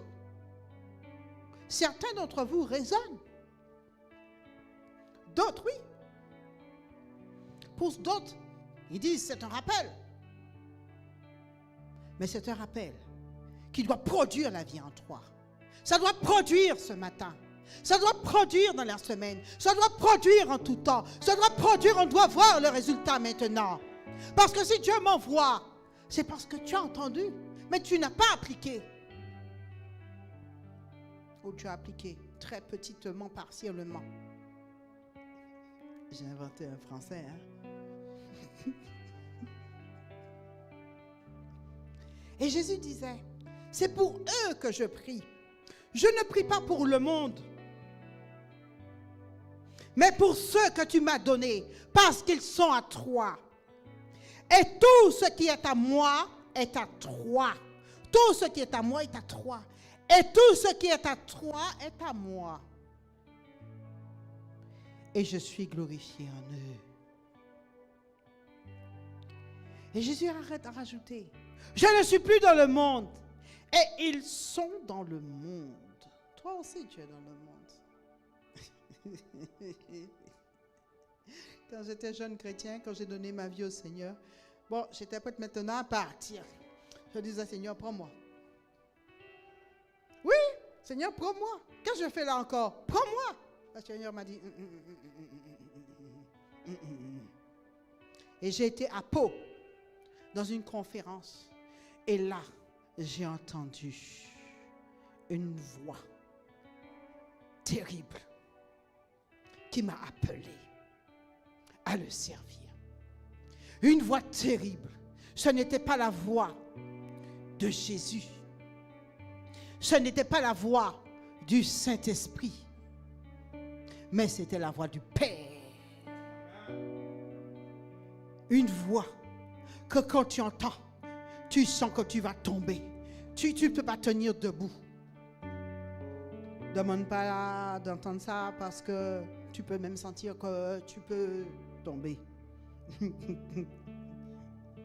Une voix rare, je l'ai entendue. Cette voix qui a résonné devant le mont Sinaï, où le peuple de Dieu, les Hébreux, ils ont dit à Moïse, parle-nous toi-même. C'était dur, je sais ce que c'est. C'est une voix rare.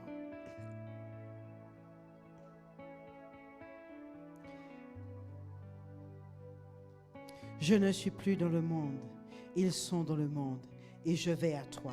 Père Saint, garde en ton nom ceux que tu m'as donnés, afin qu'ils soient un comme nous. Dieu te demande l'unité, Église. Aimez-vous, frères. Aimez-vous les uns les autres. Quand un a péché, ne le pointe pas. Quand l'apôtre il m'engueule pour le ministère, ferme ta bouche, ne me pointe pas.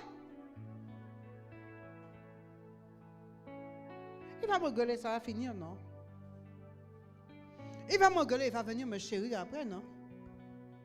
Il va dire que, je te sais chérie, là j'étais un petit peu trop, je suis trop ferme avec toi.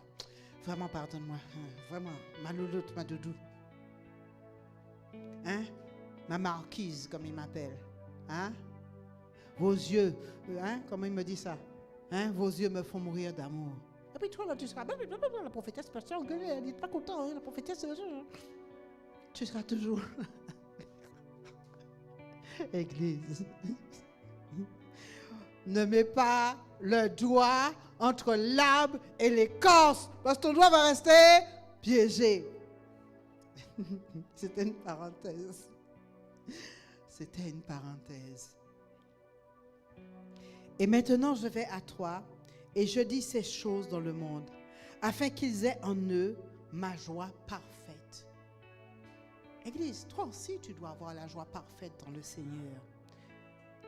Je leur ai donné ta parole et le monde les a haïs. Tu t'étonnes qu'on puisse ne pas t'aimer, chrétien? Parfois, ça doit arriver. Parce qu'ils ne sont pas du monde, comme moi, je ne suis pas du monde. Des fois, on te dit, hé, vos histoires là, hein? T'es dans une secte, ma fille, hein? Hein? Qu'est-ce que tu fais là, hein?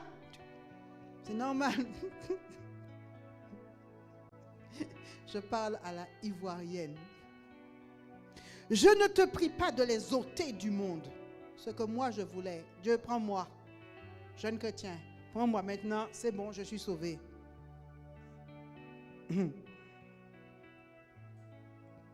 Je ne te dis pas de les ôter du monde, mais de les préserver du mal. Préserver du mal. Préserver du mal. Ne nous soumets pas à la tentation, mais délivre-nous du mal. Ils ne sont pas du monde. Si tu es né de nouveau, tu as le Seigneur. Tu n'es pas du monde pour fonctionner comme le monde. Ils ne sont pas du monde comme moi, je ne suis pas du monde. Sanctifie-les par ta vérité. Ta parole est la vérité.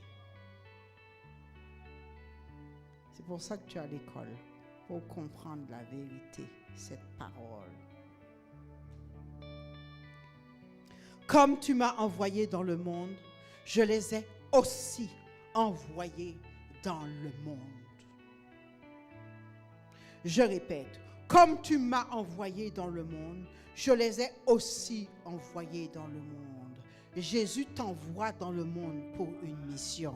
Jésus t'envoie dans le monde faire quelque chose. Jésus t'envoie dans le monde pour accomplir ton destin. Je suis en train d'accomplir mon destin là.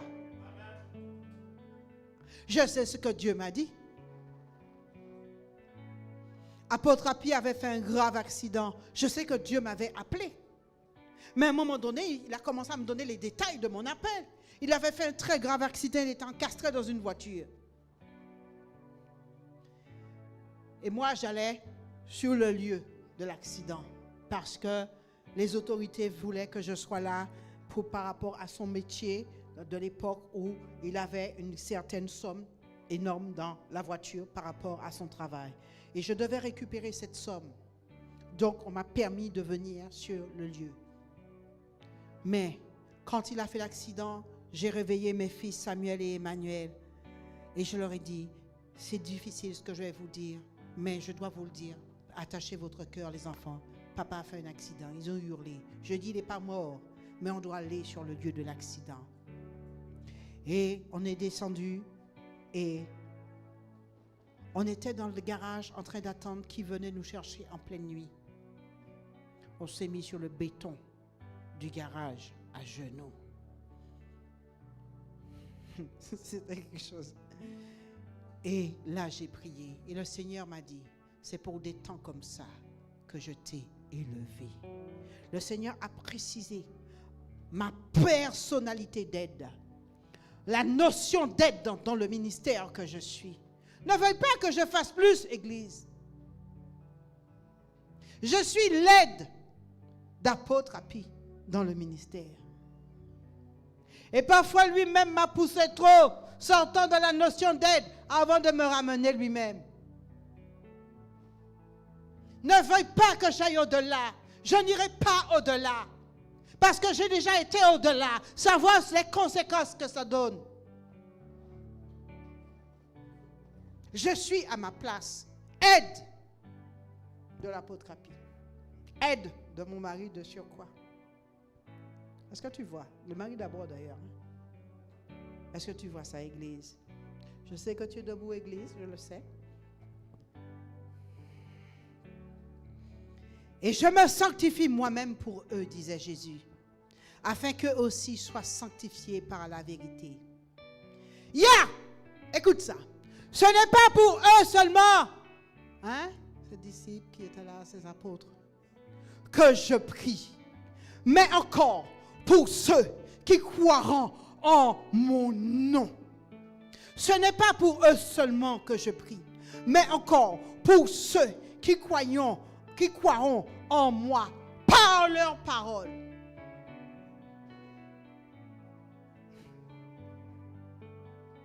Oui, Église, par leur parole. Je vais m'arrêter sur ce point.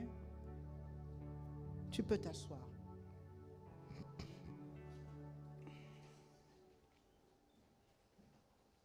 Ce n'est pas pour eux seulement que je prie, mais encore pour ceux qui croiront en moi par leur parole. Jésus a fait quelque chose. Il a prié pour ses disciples qui étaient présents, mais il a prié pour toi, pour toi, pour toi, pour toi, pour toi, pour toi, pour toi, pour toi, pour toi, pour toi, pour toi, pour toi, pour toi. Il a prié pour toi. Il y a plus de 2000 ans, Jésus a prié pour son Église, pour le corps de Christ qui était à venir. Cette partie du corps de Christ qui était à venir. Il a prié. Il a prié pour que tu t'accomplisses. Pourquoi il a prié? Afin que tous soient un. Que dit pas ton frère, tu es un avec lui. Comme toi, Père, tu es un en moi et que je suis en toi, afin que eux aussi soient un en nous. Sois uni avec ton frère, ta soeur. Tu es un et tu es un en Jésus et tu es un dans le Père. C'est pour ça que tu dois te pardonner 7 fois, 77 fois par jour. Es-tu capable de me pardonner 7 fois, 77 fois par jour?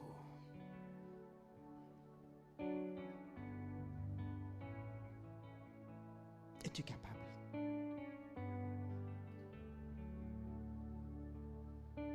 Es-tu capable? Es-tu capable? Es-tu capable?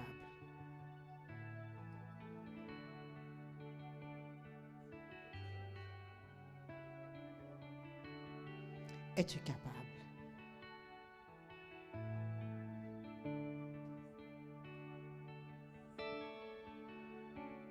Toi, ancienne, es-tu capable?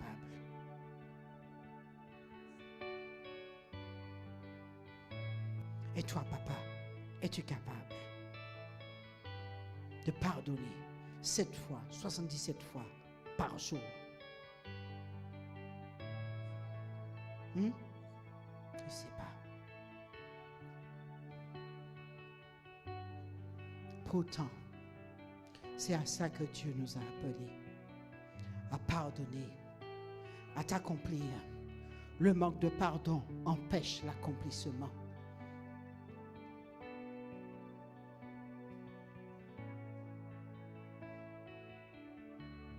Il faut pardonner.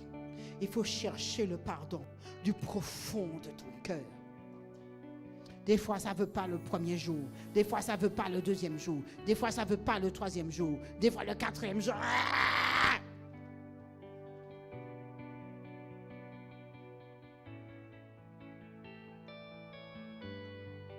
Je puis tout par celui qui me fortifie.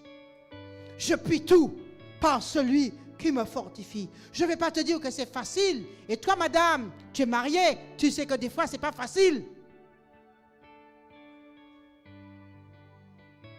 Combien de fois tu as déjà dit, Guillaume, le Père t'a pardonné. Et je rajoute ça, tellement c'était vrai dans la chambre à coucher. Mais tu as fini par réussir Et puis, il y en a quelques petites rancunes qui sont restées. Et le Saint-Esprit lève ça de temps en temps. Parce que l'onction met tout à nu. La parole met tout à nu. Oui, frères et sœurs, aimez-vous les uns les autres. Pardonnez-vous réciproquement. Soyez un comme Jésus est un. Mais surtout, ce que Jésus est venu faire, c'est une chose principale. T'accomplir. T'accomplir par l'évangélisation. T'accomplir. Parce que Jésus n'est pas venu pour que tu sois sur le banc. Jésus est venu pour que tu ailles et que tu fasses ce que lui, il a fait des disciples. Pourquoi dis-tu que tu es le corps de Christ et ne t'accomplis-tu pas?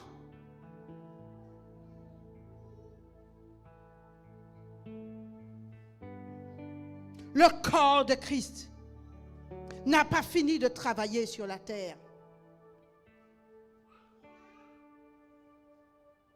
C'est la tête qui est partie. Le corps n'a pas fini.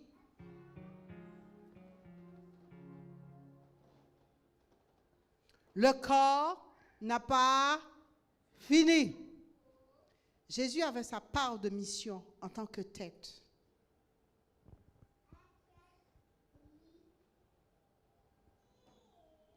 Et cela a amené Jésus dans la gloire, dans l'élévation.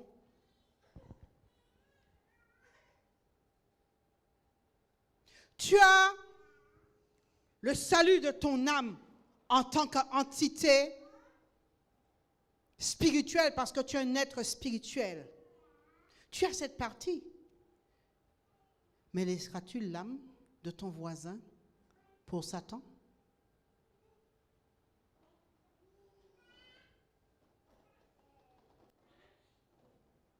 Ou vas-tu t'accomplir en tant que corps de Christ?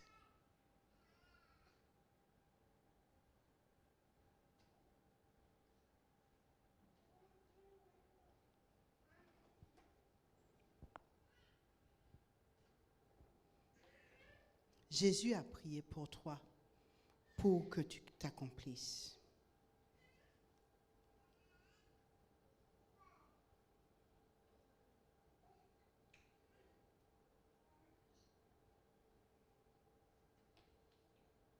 Jésus veut que tu t'accomplisses. Et ça, c'est un mur devant toi. Et c'est un mur que ce matin, tu dois te lever. Et tu dois casser ce mur. Quand on parle d'évangélisation, l'Église est froide.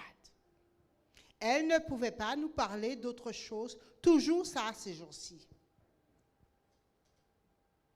L'Église est...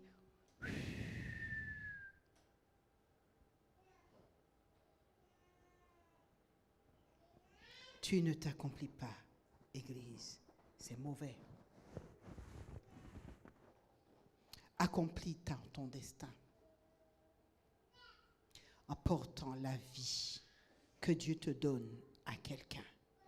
Et Dieu te remplira davantage de la vie. Si Joseph s'était fermé à ses frères, complètement quand ses frères étaient venus,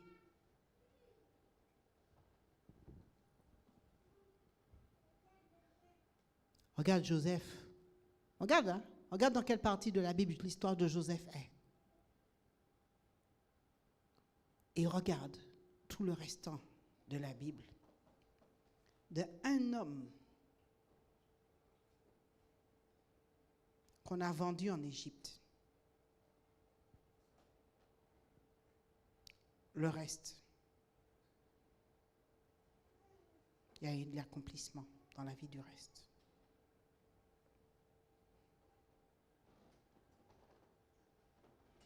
Un homme qui s'est accompli, Joseph. Joseph, c'est un homme qui s'est accompli.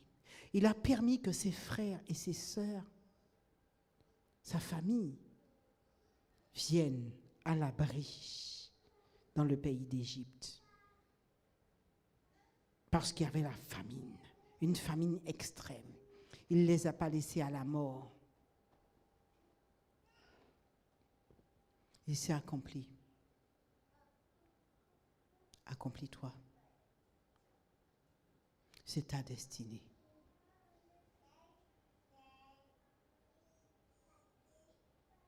Cherche à t'accomplir dans la prière. Savoir qui Dieu veut mettre devant toi pour les amener au Seigneur. Pour leur parler du Seigneur. Connais-tu la vision de ta vie? Ou reçois-tu seulement et tu es un chrétien qui ne t'accomplit pas? Fais ce que le Seigneur te dit de faire. Fais ce que le Seigneur te dit de faire. Fais ce que le Seigneur te dit de faire. Fais ce que le Seigneur te dit de faire, Église. Fais ce que le Seigneur te dit de faire. Fais ce que le Seigneur te dit de faire. Fais ce que le Seigneur te dit de faire.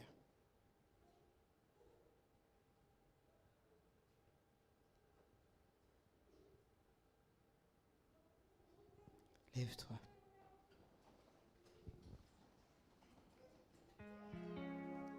Pardon, Seigneur, pardon.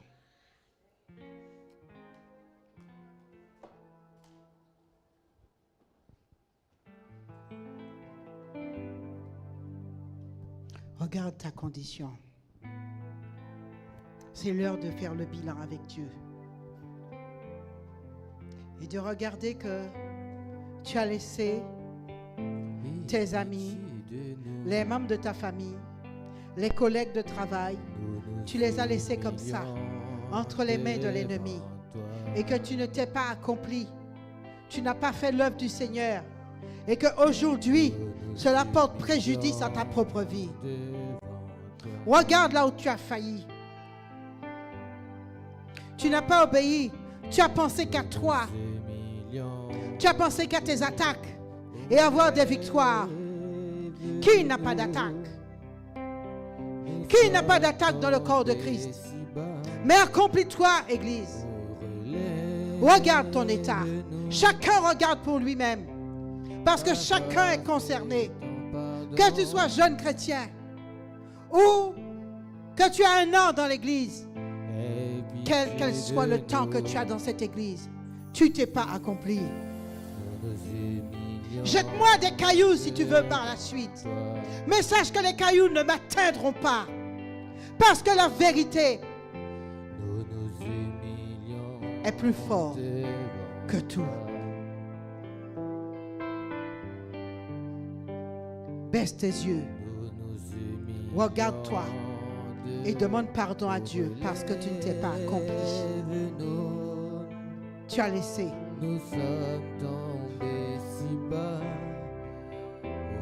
Tu as laissé Satan prendre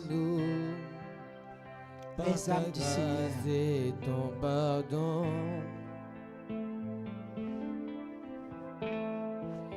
Repends-toi. Repends-toi. Repends-toi.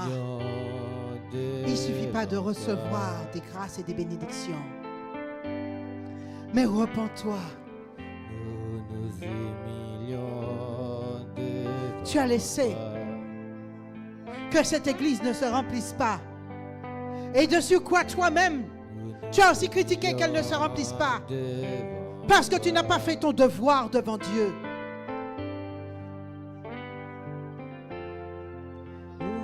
Oui, Église. Tu n'avances pas à l'heure, non pas à cause de lui, mais à cause de toi qui ne veux pas obéir, Église. Dépose ton micro, repens-toi.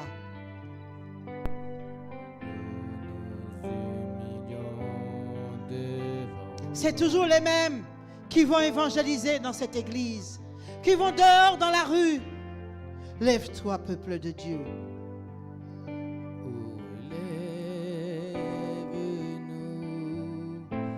Crois-tu que Dieu va continuer à te bénir d'une façon individuelle? Ou vas-tu fuir cette église après ce message? Parce que la vérité est sortie au milieu du peuple. Église, c'est mon amour pour le corps de Christ qui crie ce matin. C'est mon amour pour l'Église qui crie ce matin. C'est l'amour de Dieu qui crie ce matin pour cette Église. Dieu veut accomplir des choses grandes dans cette Église. Ne sois pas un frein. Ne sois pas un obstacle.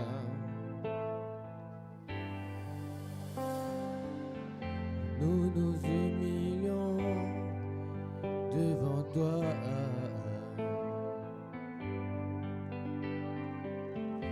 Nous nous humilions devant toi.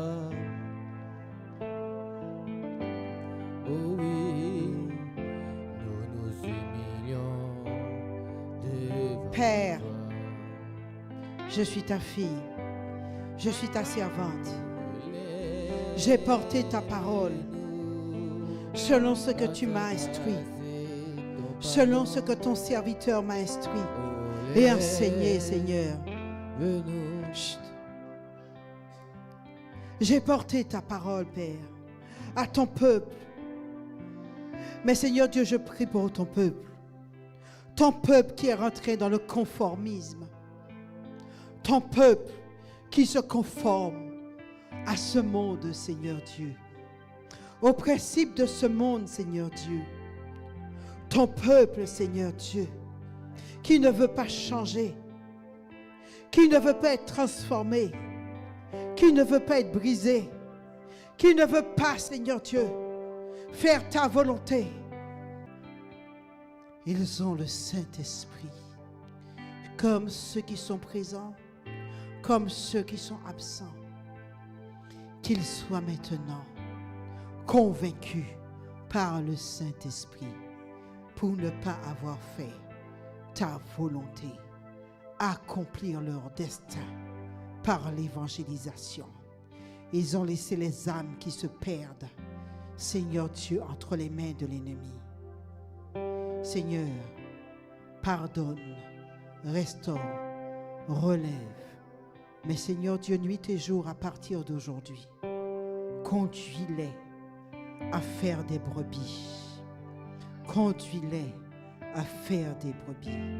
Et les autels qui s'opposent à ce qu'ils fassent des brebis, les jougs et le lien, les chaînes qui s'y opposent, soient détruits. Les principes élémentaires, l'amour du monde, l'amour des choses du monde qui s'y opposent, soient détruits. Maintenant, Seigneur Dieu Tout-Puissant, que le zèle de ta maison, maintenant, prenne place et les dévore maintenant. Le zèle de ta maison, les dévore maintenant. Oh Seigneur Dieu, une onction du zèle de cette maison te dévore, les dévore, les dévore, les dévore, les dévore. Oh Dieu, t'échoue, Père. Je prie maintenant que tes anges versent, Seigneur Dieu, une onction qui dévore chacun dans cette église, le jour comme la nuit, le jour comme la nuit, le jour comme la nuit. Que chacun pense en priorité à cette église évangélique, maison de prière, la mission Lermont.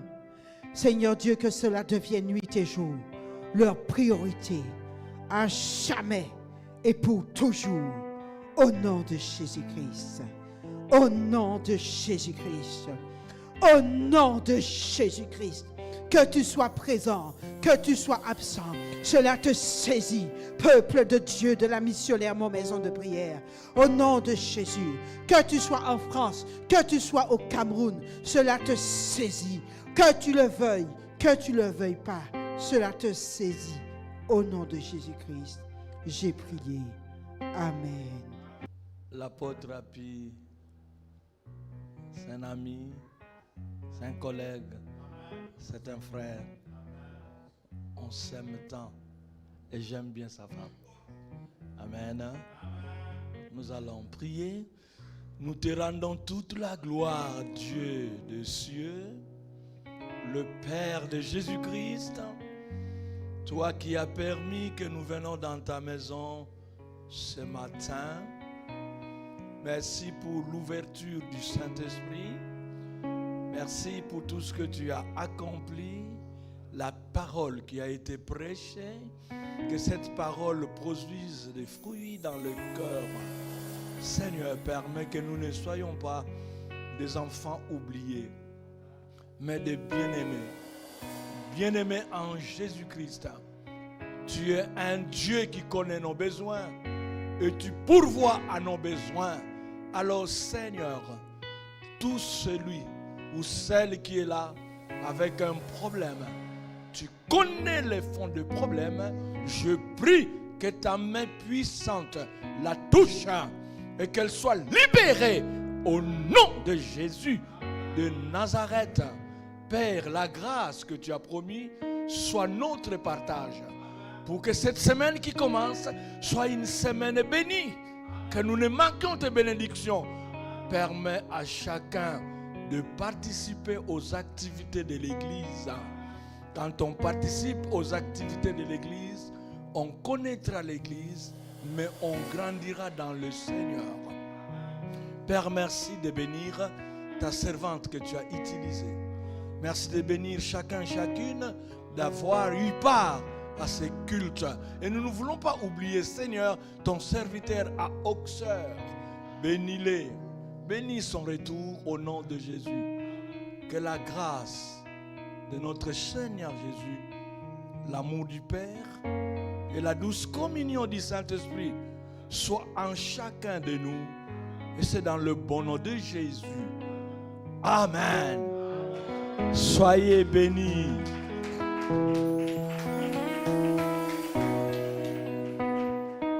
Soyez bénis. Je vous dis à tous bonne semaine. Réjouissez-vous toujours dans le Seigneur. Réjouissez-vous toujours dans le Seigneur. Priez sans cesse. Shalom. Bienvenue à l'église évangélique Maison de Prière. L'église évangélique Maison de Prière, fondée par l'apôtre Happy Dieudonné et son épouse, a fait aujourd'hui ses 11 ans. 11 ans où nous avons vu la gloire du Seigneur, la main du Seigneur.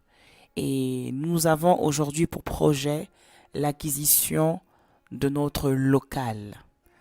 Local où nous voulons avoir différentes activités, aussi bien culturelles que cultuelles, pour la gloire de notre Dieu. Et pour réaliser ce projet, nous avons besoin de vous. Comme le Seigneur Jésus a eu besoin de ce petit enfant qui avait 5 pains et 2 poissons pour accomplir le miracle et nourrir 5000 hommes, nous avons besoin de vous. Nous avons besoin de vos dons pour participer à ce merveilleux projet. Pour la gloire de Dieu, tous nos coordonnées bancaires s'affichent dans cette vidéo. Vous avez besoin d'un peu plus de renseignements? N'hésitez pas à nous contacter via notre secrétariat, nos réseaux sociaux ou notre site internet. Merci pour votre engagement, pour vos prières et votre soutien financier. Que le Seigneur vous bénisse. Shalom.